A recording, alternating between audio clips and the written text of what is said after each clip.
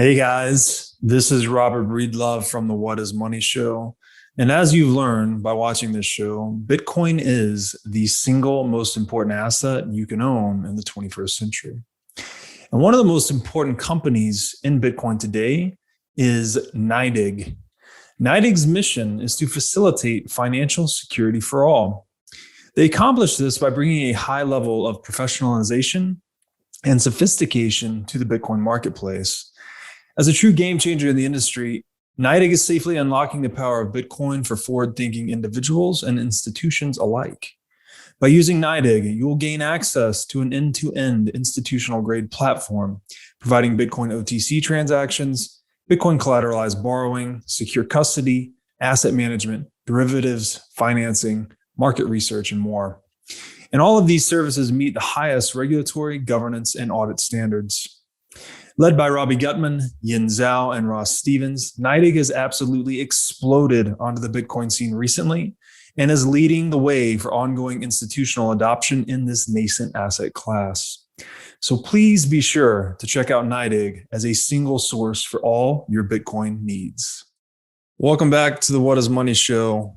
I am honored to be sitting down today with a brilliant mind in the Bitcoin space, Mr. Max Hillebrand. And today we're going to be starting what's probably going to be a long exploration of the book Ethics of Liberty by Murray Rothbard.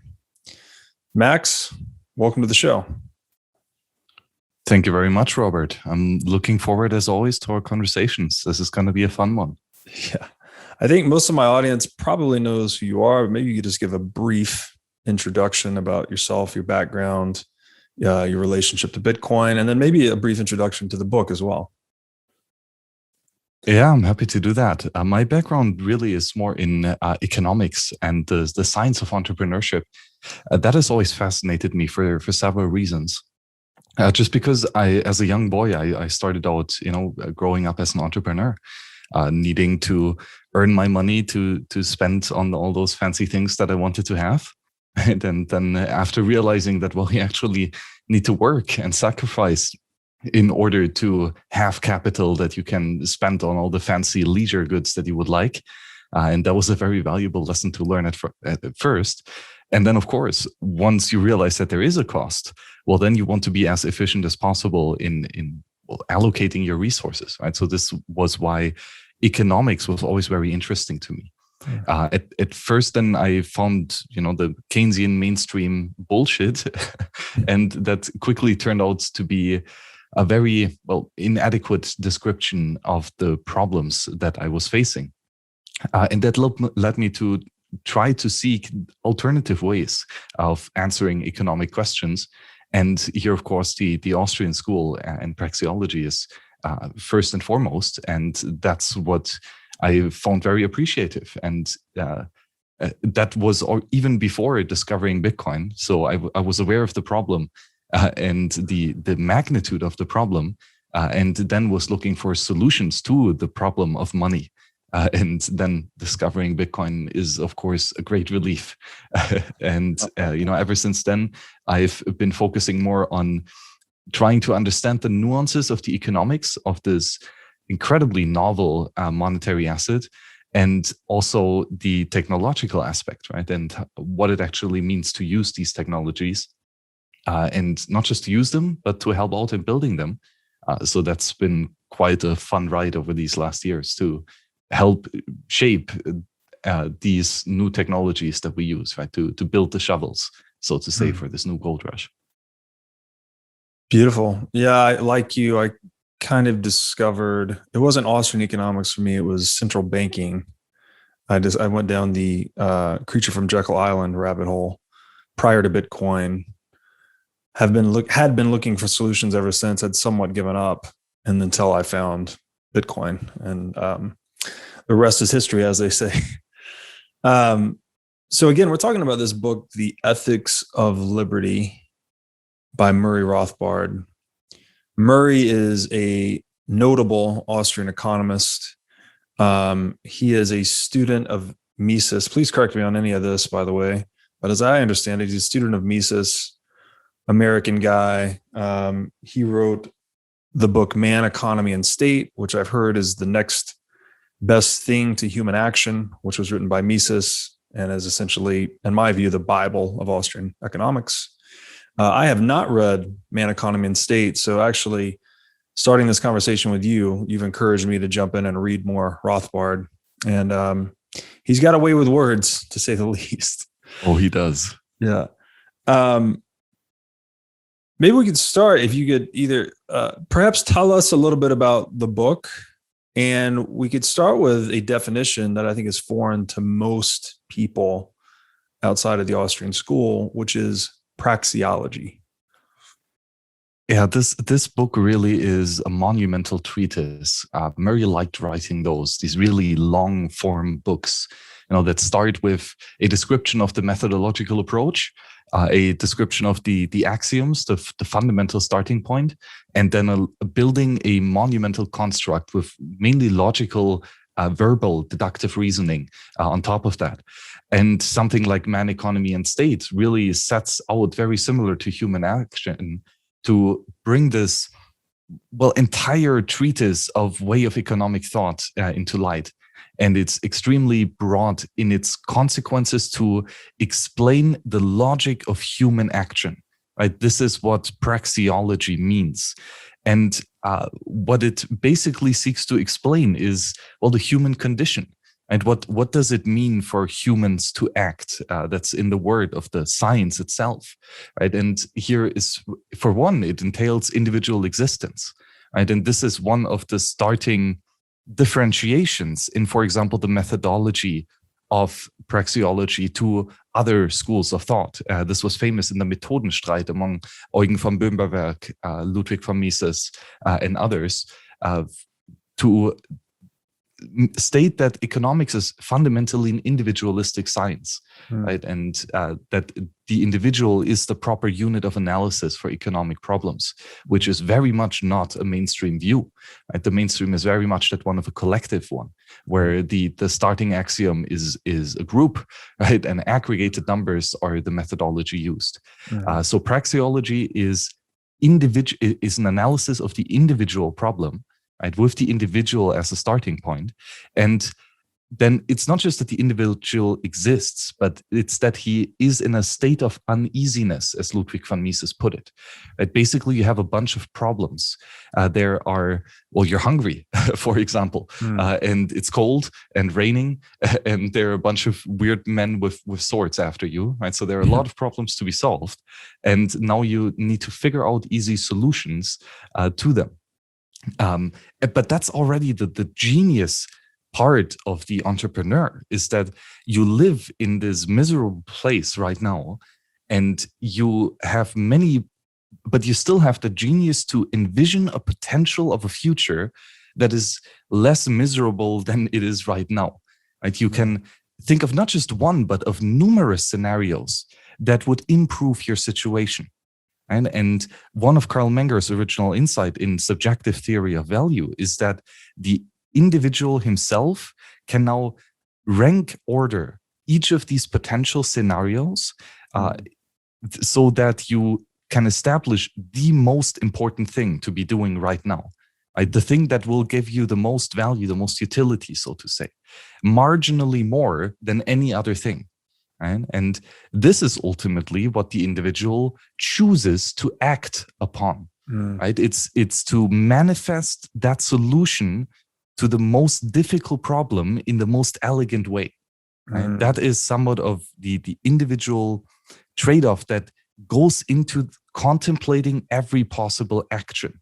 Right? And praxeology is now to analyze the consequences of these actions, so to say, and not just for the consequences of one individual human action, but instead even of a society, of an economy, of a free market, of a vast, uncountable number of individuals collaborating in utmost complex networks, that this still works and shows how the governing consequences, so to say.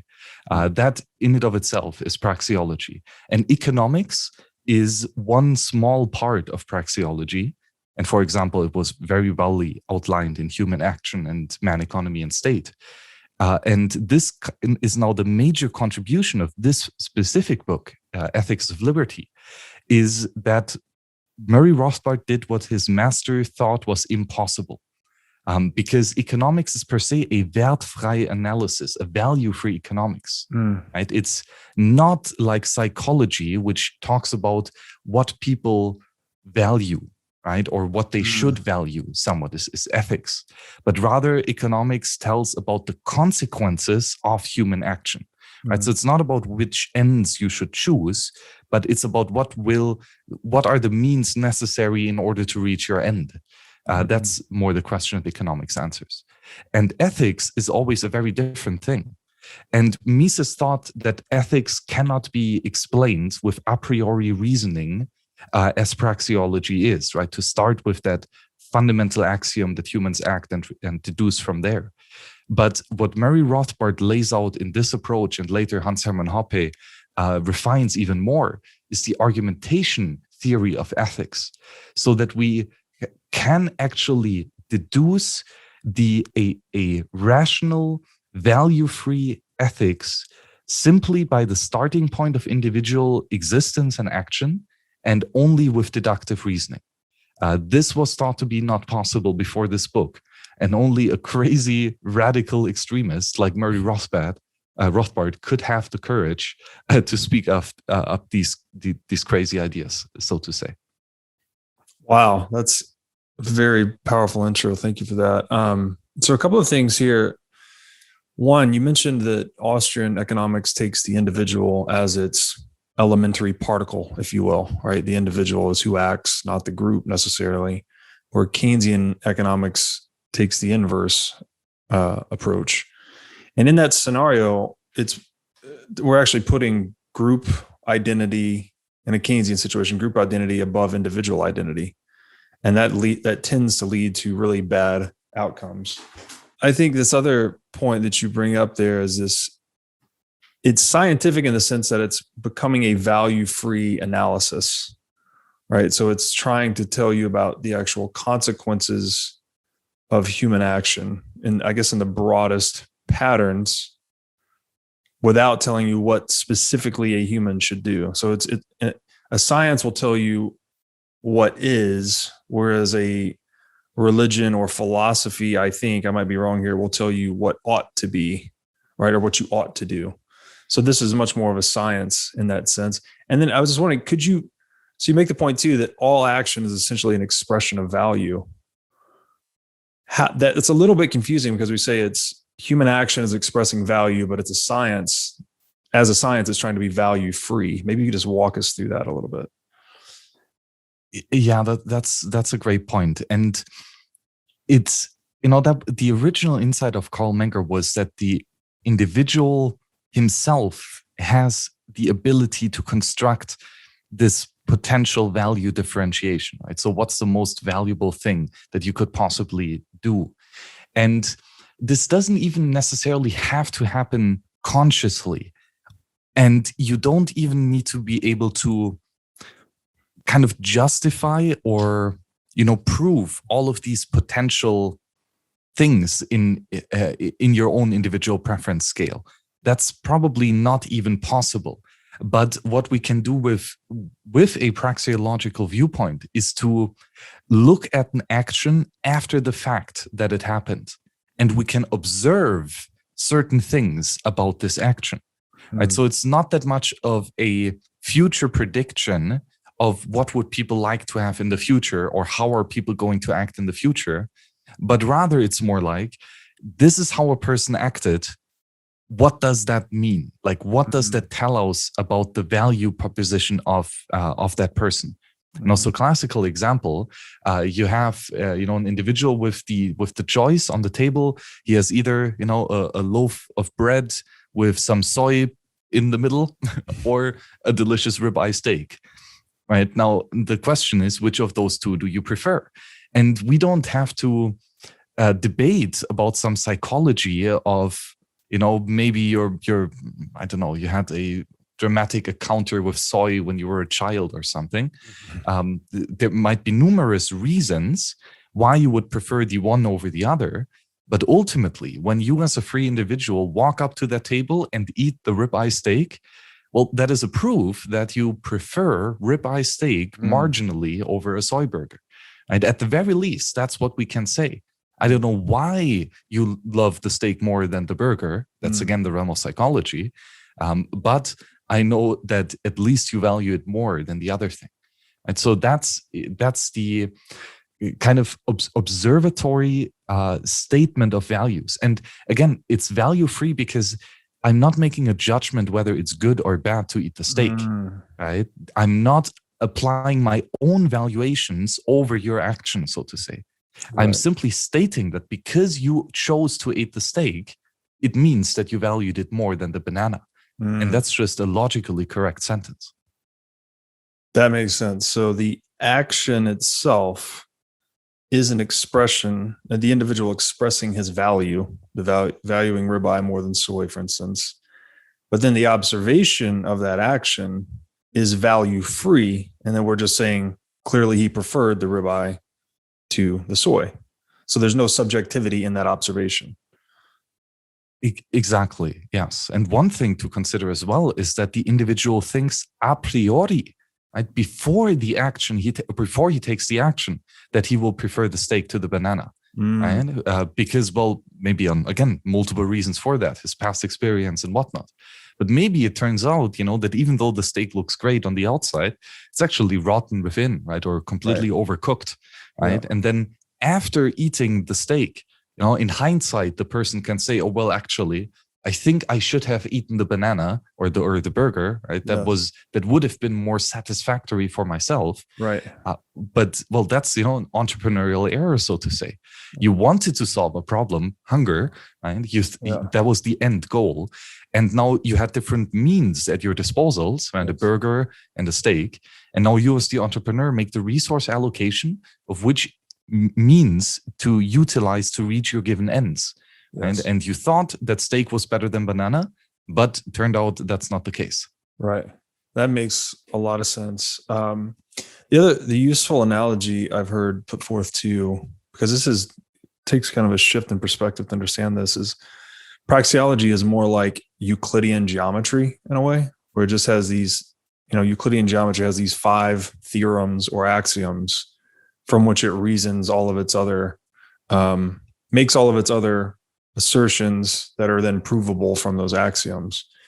And it seems to me like, at least the economics portion, I'm not sure if this applies to praxeology more generally, that it's similar, right? It's making these assertions, one of which is man must act, I think is a very important one. And then it just deduces from there what would happen. So it's not empirical in the sense that you go out and make observations of all the men acting in the world to determine that man must act. I mean, I guess you technically are making it from observation. That's kind of a bad example, actually. The example I like from Euclidean geometry is, one of the theorems is 2 parallel lines never touch. So you don't go out and prove that by observing all the parallel lines in nature. You're making an axiomatic assumption effectively. And then from that assumption, you're building this worldview. And it seems like praxeology is similar. Exactly. Yes, it's somewhat of setting boundaries out of the infinite abyss, of the unlimited potential. You need to somehow set boundaries for the arena that you want to play in. Yes. And Ludwig von Mises brings up in his great book Theory and History, which goes a lot into the epistemology and methodology of economics. He brings up, for example, that you can look at a stone, right, and that's an object that you can observe, right? And you can even make predictions on its behavior, right? Or on if you drop it from the air, it's going to fall down, and that's going to happen all the time the same, right? Because the rock itself is an object, right? It's incredibly interesting, and just analyzing the physics of this is very important, and of course many people do, but it's important to realize that it's just fundamentally different when we talk about falling stones than when we talk about acting humans. right? One is this inanimate object that just reacts, so to say, or it reflexive does not behavior, I think they call it. Exactly. Yes. Right. And with humans, there is instead this way that we can, actually make rational decisions and rational analysis on our problems, and a focused effort on alleviating them. Right. And when this is all of a sudden a whole other game of analysis, right? So to say that we have our starting point of the conversation is that humans act, right? That is a lot different conversation than to say stones fall when you drop them. Yes. Right? Yes. There's, I think he just distinguishes between, again, this word action. It's very important to understand that there's a purpose or intention behind it, which is distinguished from the reflexive behavior in a human of, the doctor hits your knee with a hammer and your leg kicks out. There's not really an intention or purpose behind that. It's just reflexive. I guess we could say that the falling of the stone is somewhat of a reflexive behavior too. It always plays out that way. So that gets us into one extremely important concept underlying really all freedoms in the world, is this concept of property. And people often think of property as something, like a piece of land or stock or something outside of themselves, which it can be. I actually argue that property is the relationship between the individual and the thing. But another piece that most people are oblivious to is that you are your most personal property. You, your body, your time. Maybe you could walk us through that concept of property. Yeah, I think that's so important to understand. And as you say, property goes as deep as the person's own body and existence. So why is that? Let's build a theory of property in the Rothbardian tradition, so to say. So as we established, we start with the assumptions that humans act. Right? So they exist, they have problems, they're suffering, they can think of a better future, and now now they can act in order to solve their problems, right? So for example, when you're hungry, you can walk over the table, right, and pick up some food and eat it, right? But what does that actually mean? It basically means that your spirit, so to say, is maneuvering your physical body, right? That vessel in meat space, so to say, you can control and manipulate. You as the individual have a use, an exclusive use, even an exclusive power to use, right? So that nobody else but you can in fact move your arms and control that body.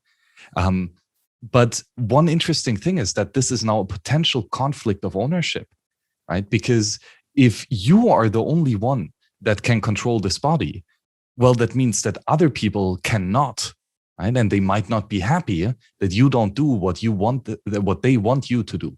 Right? So this potential of conflict means that we need to somehow figure out a solution.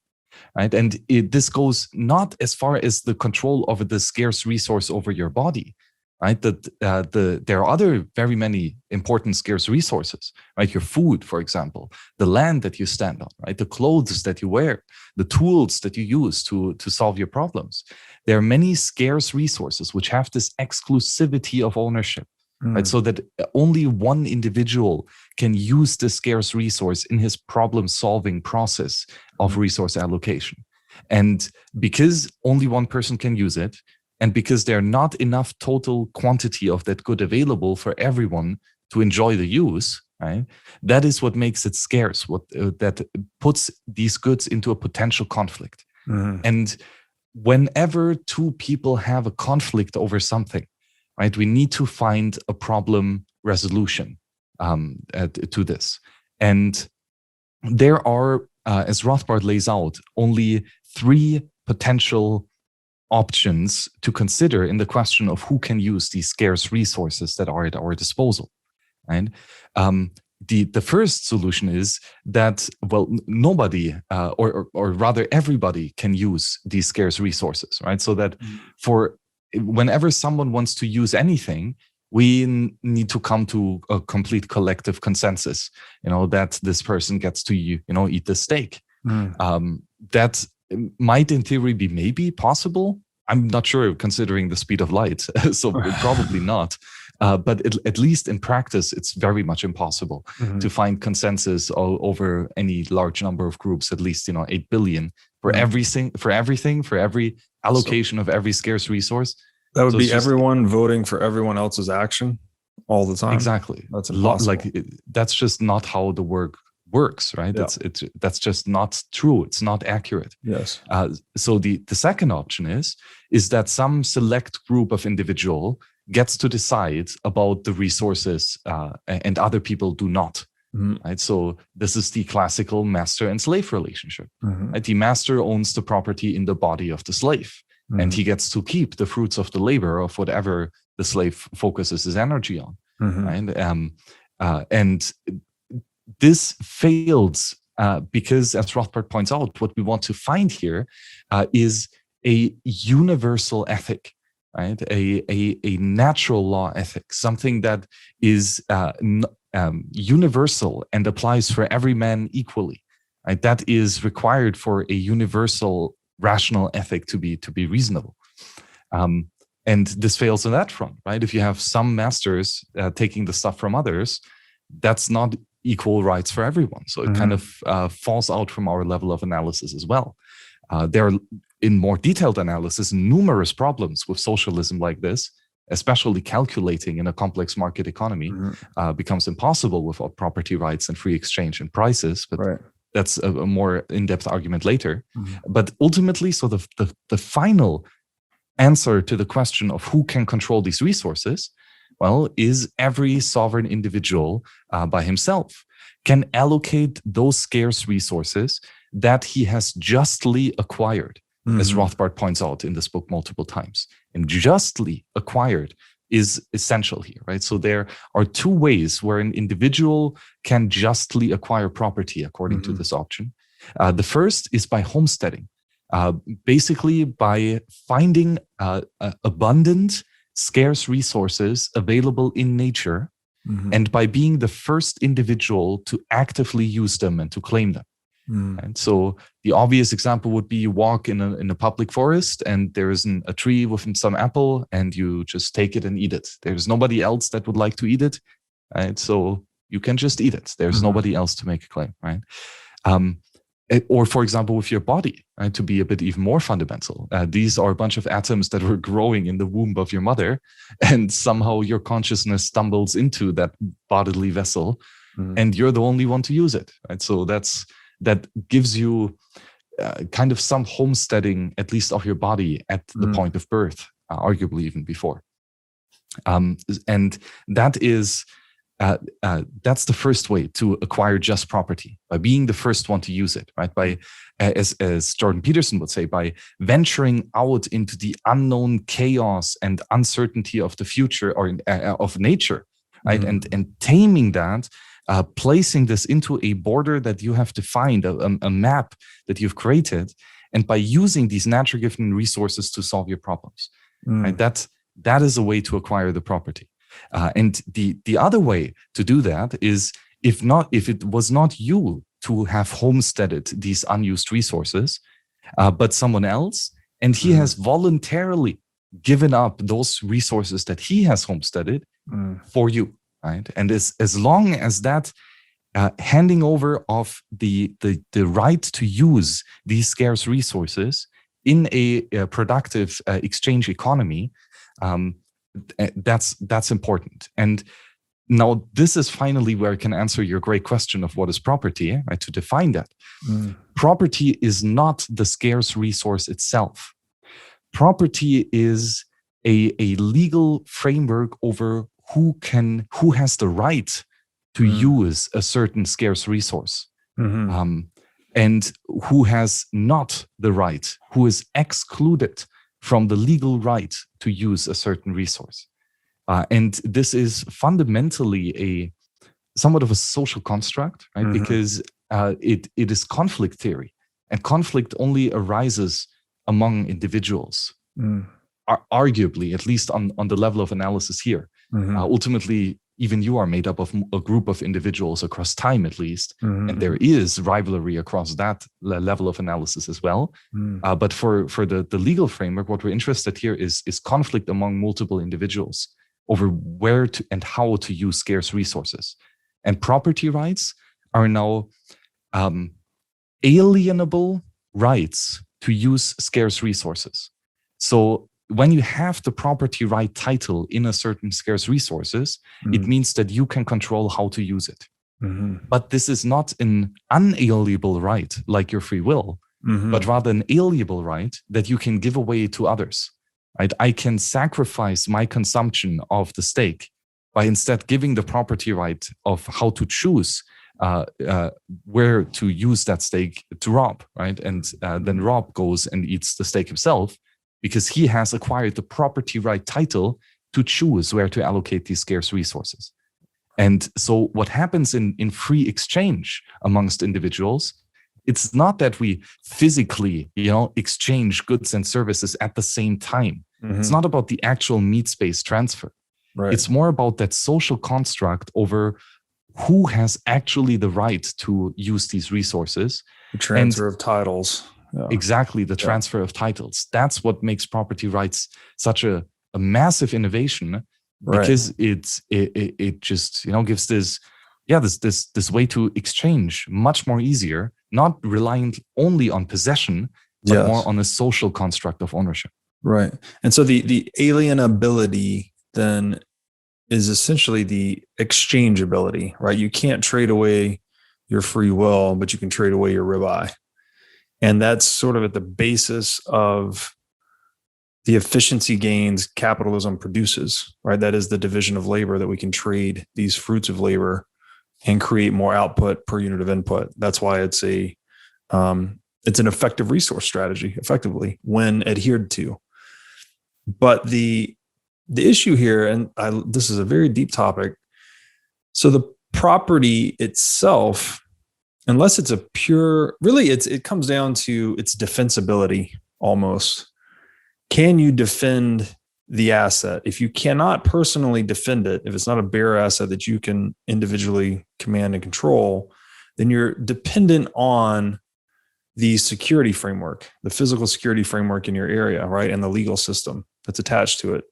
So most property then always, and I'm going to lay all this out and then please come back and correct anything I'm saying wrong here, but most property then is dependent upon the local monopoly on violence, right? So that if anyone transgresses against that relationship between you and the property, you have recourse to the legal system or to force to correct that transgression. But the problem here, at least in my view of history, is that, okay, so there's the local monopoly on violence. Its express purpose is really to preserve peace and property, right? Life, liberty, property, essentially. That's what government's function is. But because it's in a monopolist position, it always charges monopoly prices over time, over long enough time scales. So taxes and or inflation tend to always increase. And when you hit a 100% tax rate, you are a slave. That's what it is. So you could define a slave as someone taxed at 100%, right? All of their property is going to someone else. Effectively, all of the fruit of their labor is taxed at 100%. So anywhere you are on that gradient, you're just moving towards slavery, effectively. So is property then, everything outside of bare assets, is premised on this logic of violence in a way? Am I thinking about that correctly? I think it's down the right alley in a couple aspects, right? So, but one important thing to highlight is that property rights exists even, or disregarding if there is a mafia or a politicized group of violence, like a gang of thieves writ large, as Murray Rothbard would like to say. Property rights exist for the isolated individual, Robinson Crusoe on the lonely island. And even at that level of analysis, property rights exist. Right? Mm-hmm. They are non-man-made, immutable, and unescapable. Right? Conditions that govern the behavior of human action, so to say. So this is a very much of a natural law type of negativist approach rather than a man-made positivist approach. Right, so positivism, and this is again the basis of the Methodenstreit in the 18th, 19th century. But basically, positivism would say that again, a group of individuals can decree what is morally right to do. Right, and this degree can be made different for different people in that economy. Right, so some people can get privilege rights that other people don't have. Mm-hmm. And those privilege rights are handed out by the ruling class. Right? So here rights are granted by the masters, so to say. And that is very, very different to the natural law ethics that Rothbard describes in this book, right? That are again non-man-made. Right? Mm-hmm. They are not created. These are not rules created by men in a social construct, so to say. This is more that humans can discover these laws, just the way that they can discover Euclidean geometry or gravity, right? That they are objective in the sense that they don't change for individuals across space or time. Right? Gravity was the same 100 years ago in Paris as it is today in the United States. Right? It's right. It's the same always, and it doesn't change based on, for example, national borders, which are just arbitrary lines after all. So that just all means that property, just as money, is not a creation of the state, and it shouldn't be portrayed as such. But on the other hand, like, what does it mean to have the exclusive right to use something, right, if you are violated in that right? And that is the combination of two kind of sacred principles within this school of ethics. And that is, for one, the feminine aspect of non-aggression, meaning to not initiate aggressive force against the justly acquired property of an individual. Right? That is the feminine, right? Do not steal, the one single rule that Rothbard proposes in this ethic, and respect the property of others. But that goes hand in hand. It's the other side of the coin of the masculine principle of self-defense. If you do not have the right to take the property of someone else, then you do have the right to apply any force necessary, even to the point of lethal force, to stop an individual to unjustly take the property from you. Right? That defense, as the act is happening in the here and now, is justly, absolute just and morally like recognized. But the problem of, are you morally justified to take defensive actions, and do you have the physical power to take defensive actions, are two very different questions. Right? So just because you have a natural right to protect yourself against government thugs coming to steal taxes from you does not mean that you actually have the power to persuade the military-industrial complex to not blow you up.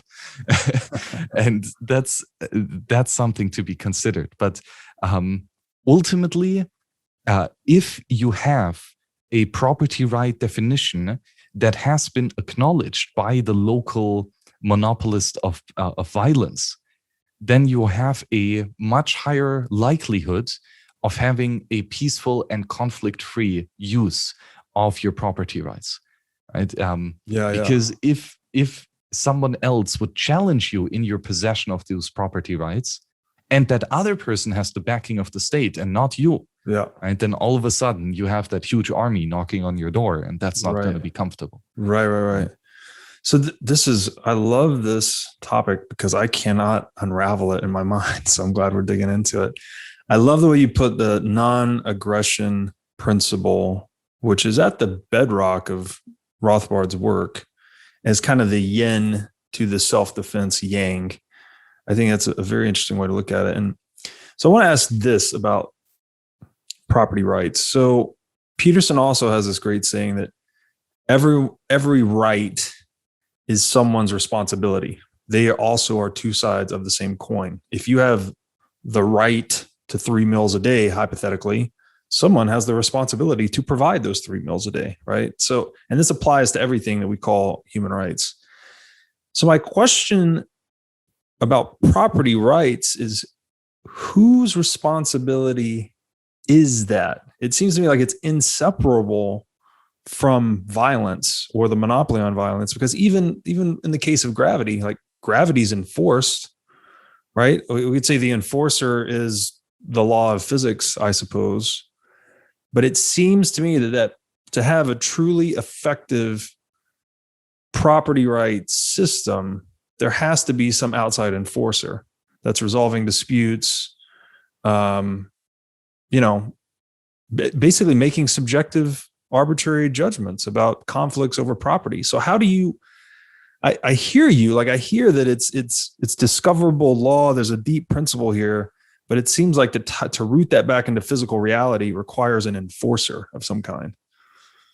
Yeah, I think on the macro scale, nature or the universe is the enforcer. I think that this relationship is true, that as the morality of a civilization declines, the freedom declines. And as the morality of a nation increases, its freedom increases. And I think this is a corollary relationship on the both micro scale as well as the macro scale. So let's go through it through the micro scale. Like Rothbard proposes the one simple rule: do not steal. Okay. So let's go through a thought experiment and break that rule consistently, right? So let's go out and let's rape the child of our neighbor, right? And we're going to steal all the food from the local grocery store, and we're going to burn down the houses, and we're going to burn the books. And let's see how quickly we will be a successful individual in the evolutionary existence. Let's put it like that. You're going to be an evolutionary mistake very quickly. Yeah.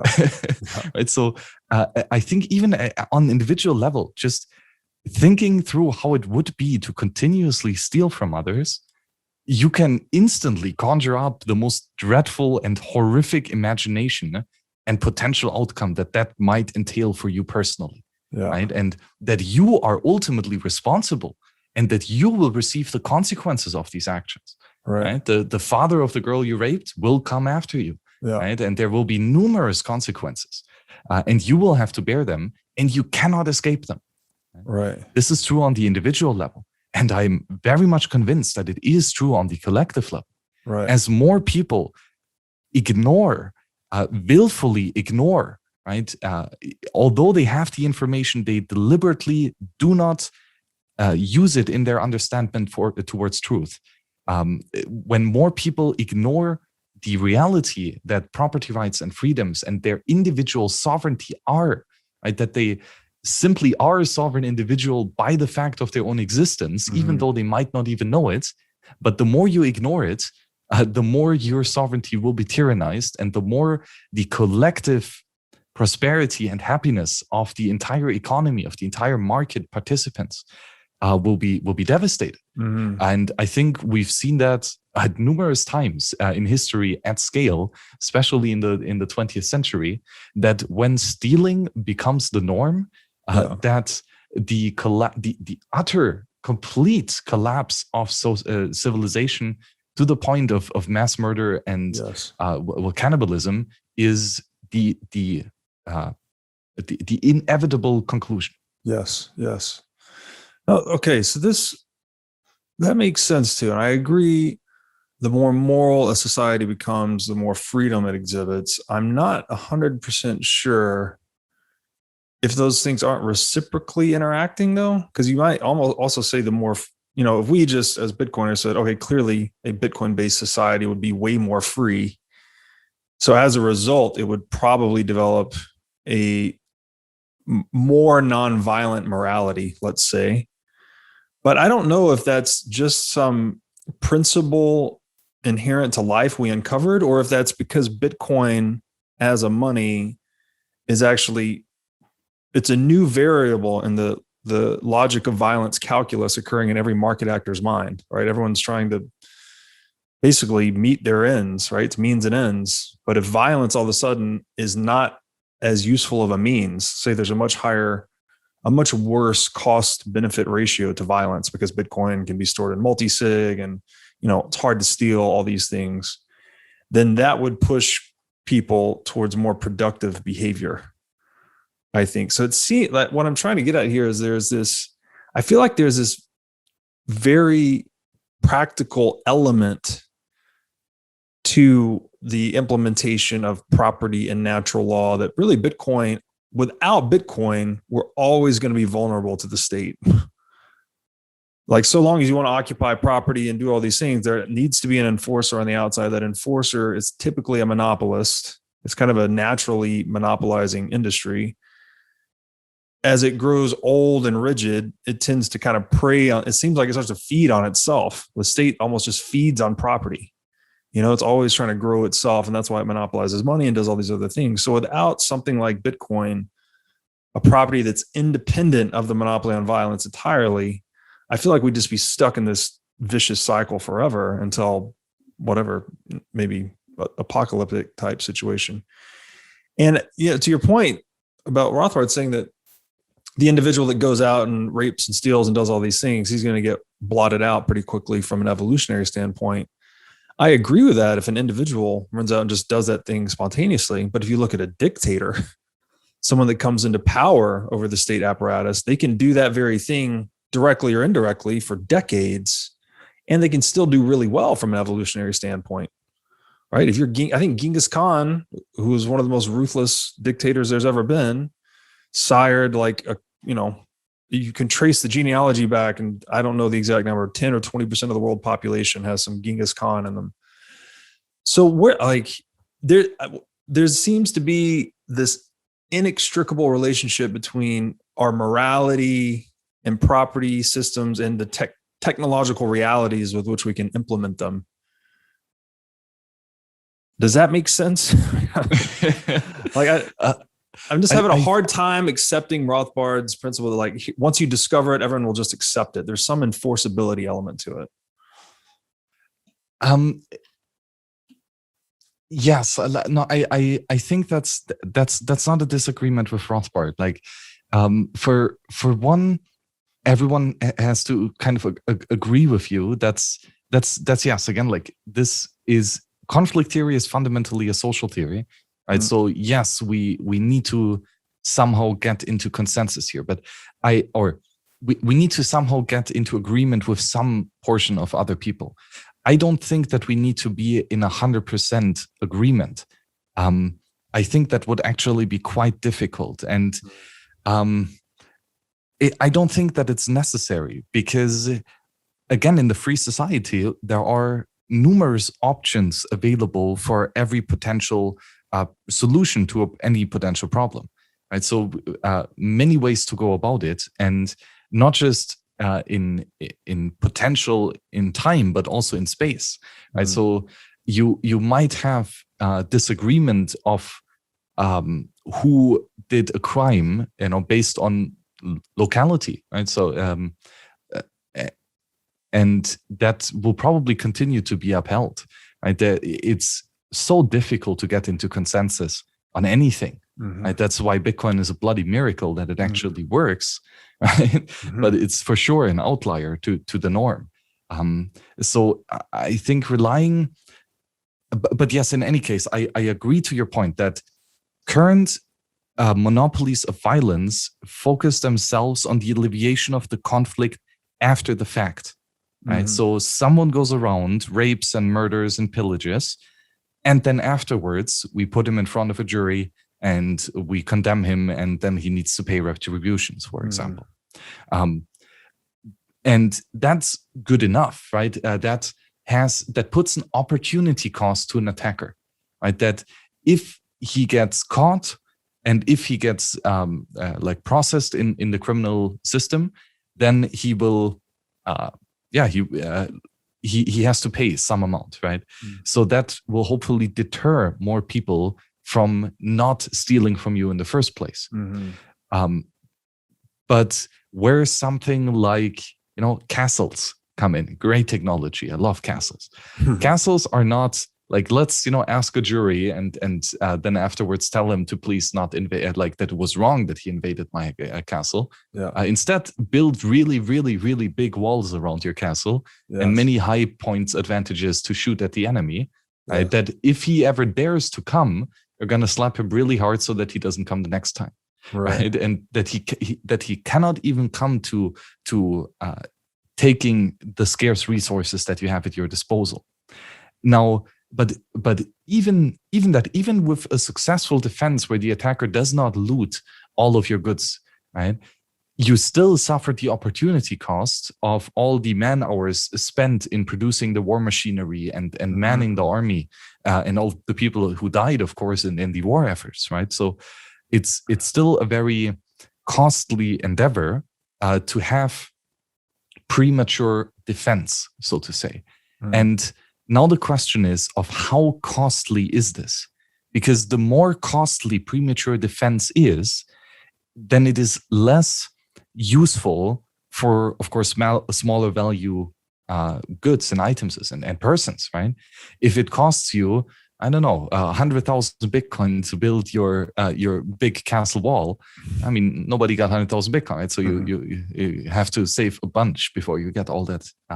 So that's one thing. And the beauty of technology in general, but especially technologies of cyberspace and encryption and cryptography, right? They enable you to build defenses that are so cheap to generate, in the millicents of electricity produced and computational hardware, right? It trivially cheap, but then to attempt to break the protections provided by the algorithm is infinitely hard, right? So this is very cheap preemptive defense and very expensive potential overcoming of the defensive measures. And Bitcoin is, of course, the same. As encryption is for money, encryption is for words, Bitcoin is now for money, right? That it's incredibly cheap to receive Bitcoin. Right? Literally, to receive it, it's basically nothing because the sender pays the cost in the first place. But that's just amazing. And then to spend your Bitcoin, right? Or rather, and to spend your Bitcoin, if you actually know the secret to your private keys, it's still easy, right? But if you would want to spend the Bitcoin without knowing the secrets, without knowing the private keys, that's just literally impossible with how Bitcoin is designed as a holistic system. And so Bitcoin is so powerful precisely because it addresses that area that you mentioned, that preemptive retributional justice is not good enough. Right? It will always be reliant on the support of the majority, a monopoly of violence, and it will always come at a massive opportunity cost of human time and life. And when you have the power to preemptively protect yourself, especially when it's cheap to set up and very expensive to break, then that's an all-out win, and it will help smaller value transactions and individuals to be protected. Yeah, it reminds me of the old wisdom, an ounce of prevention is worth a pound of cure type of thing. Yeah, that's I can't stop thinking about that from this book. Is like, how do you, I just don't feel like there is a way to construct a sustainable civilization absent Bitcoin. If anything, this book has reinforced my bullishness on the indispensability of Bitcoin, frankly, for scaling human cooperation. That's the beautiful thing, that Bitcoin is powerful enough in its architectural defenses that it can even stand up to the monopolist of violence. Yes. The biggest mafia guy on the block. Right. Not just the United States government, but the Chinese government and all other corrupt governments in this world are actively trying to, as much as possibly, end the Bitcoin system. Right. And they keep failing. Yes. And that is really what makes it so beautiful, that it simply disregards the monopolist of power. Right. of violence. You Yes. have no power in this realm. Right. Another way I've been thinking lately is that players inside of a game, they're going to organize their strategies around the invariants, right? The things they can't control. So you could say that, we talked about gravity earlier. Gravity is clearly an invariant, and all of life is trying to organize a strategy against gravity. Trees are growing towards the sun, birds are flying, we're going to the moon, whatever. In the socioeconomic sphere, historically, gold was that invariant. So it was like the thing that no one could really do anything about. It was selected as money because it was, and again, all the individual self-interest. But because of the economic properties of gold, there are advantages to centralizing it. So when you centralize it, you're actually enriching, and you're centralizing it and securing it. So you're enriching the monopoly on violence. So you're actually incentivizing violence in the world by really building your system on gold. And it gets way worse once you start abstracting that into layer 2 paper, and then you break the link, and the violence just goes berserk like we're in today. So it seems to me like that's another way to look at Bitcoin. It's like it's the emergence of a new invariant. No one can change Bitcoin. So now everyone has to adapt their strategy to it at every scale. And it just, it's so, I just don't think human beings, I don't think as a species we could evolve past politics and violence being the alpha and omega of human organization without Bitcoin. And that just blows my mind every time I think about it. Yeah, it's for sure a really big claim, kind of audacious to make. But as a counterpoint, like Bitcoin is just a technology, and technology are worth nothing if not used by individuals. Yes. And if individuals don't perceive the problems that Bitcoin is designed to solve, and if those individuals don't have the courage to even pick up Bitcoin as a black market tool to enable the liberty that they might only potentially want in the first place, Bitcoin dies if nobody cares about freedom, and it will be forgotten. So I'm afraid that the answer to freedom is never as easy as, hey, let's just all use this latest technology. I think that the struggle between good and evil, between morally correct and wrong actions and behavior, as Solzhenitsyn said, goes right through the heart of every individual. And that is as inherent to the nature and creation of man as well anything is, right? So, to be honest, I would probably hate a world that, or I at least I cannot imagine a world where conflict would be entirely alleviated, because that is just fundamentally not how the human condition is unfolding or manifesting to me right now. Yes. Like, life is suffering on many levels. And if it no longer were suffering, then what would we do? I know as Peterson says again, pick up the heaviest load that you can bear to carry. Yes. And that's I think a very, it rings very true. And that's why I'm not even sure if I would want to have a world where all the conflicts are solved, let alone if I think that Bitcoin is actually going to bring us to that point. Yes, I should probably condition my phrase there that I don't think Bitcoin just ends violence. Currently we operate in the shadow of state violence, right? That is the invariant that controls most of our behavior.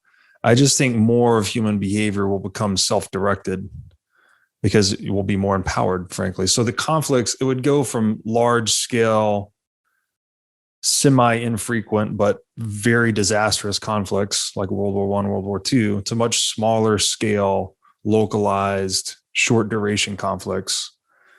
It's just like the free market principle versus socialism, right? Where you're in a socialist society, you can delay volatility.